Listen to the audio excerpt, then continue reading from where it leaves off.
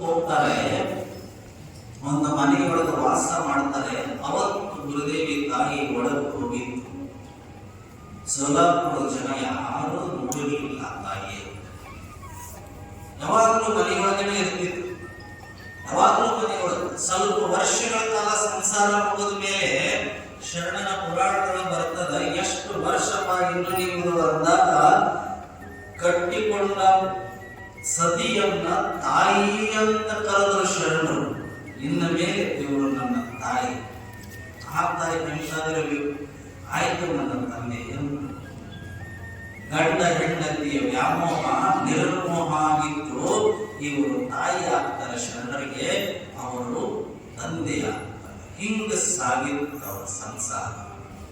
ಒಂದು ದಿವಸ ಬಹಳ ದೇಹ ಕೃಷಿ ಆಗ್ತದೆ. ತಾಯಿ ಗುರುದೇವಿ ದೇಹ ಕೃಷಿ ಆಗಿ ಇನ್ನೇನು ಪ್ರಾಣ ಹೋಗುವ ಸಂದರ್ಭ. ಶರಣದೇನು ಮನ ಕದಕಲಿಲ್ಲ. ನಾವೇನ್ ಮಾಡ್ತೀವಿ, ನಾವು ಬೇಕಾದವ್ರಿಗೆ ಬಹಳ ಓಡ್ತಿದ್ದವ. ಹೆಂಗರ ಮಾಡಿ ಉಳಿಸ್ರಿ, ಹೆಂಗರ ಮಾಡಿ ಉಳಿಸ್ರಿ. ಉಳಿಸಿ ಏನ್ ಮಾಡಬಹುದು? ಹೆಂಗರ ಉಳಿಸ್ಕೋಬಹುದು. ಇನ್ನು ಹೋಗಿ ಇನ್ನೇನು ಆಡುವುದು? ಬೆಳಗಾಗೋದ್ರೊಳಗಡೆ ಗುರುದೇವಿ ತಾಯಿಯವರು ಲಿಂಗೈಕ್ಯರಾಗ್ತಾರೆ. ಕಾಯಕಕ್ಕೆ ಹೊರಟರು ಶರಣ. ಯಾವಾಗಲೂ ಮನೆ ಹೊರಗೆ ಬಂದ್ರೆ ಕದ ಹಾಕೊಂಡು ಕಾಯಕಕ್ಕೆ ಹೋಗ್ತಿದ್ರು.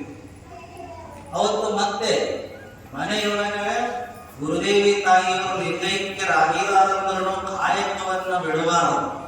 ಶರಣ ಕಾಯಕವನ್ನ ಬಿಡಲಿಲ್ಲ. ಜೋಳಿಗೆಯನ್ನು ಹಾಕೊಂಡು ಸೋಲಾಪುರ ನಗರದೊಳಗೆ ಕಾಯಕಕ್ಕೆ ಹೊರಡುವ ಸಂದರ್ಭದೊಳಗೆ ಕದ ಮುಚ್ಚಲಿಲ್ಲ, ಹಂಗ ಹೊರಟಿದ್ರು. ಎಂದೂ ಕದ ತೆಗೆದೆ ಹಂಗ ಹೋಗುದ ಶರಣ ಇವತ್ತು ಕದ ತೆರೆದ ಬಂದನಲ್ಲ.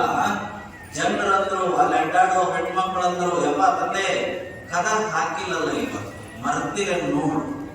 ಮನಿ ಕದ ಹಾಕಿ ಕಾಯಕಕ್ಕೆ ಹೋಗ್ತಿದ್ರಿ, ಇವತ್ತು ಹಂಗ ಹೊಂಟಿರಲ್ಲ, ಮನಿ ಕದ ತೆಗೆದಲ್ಲ ಅಂತ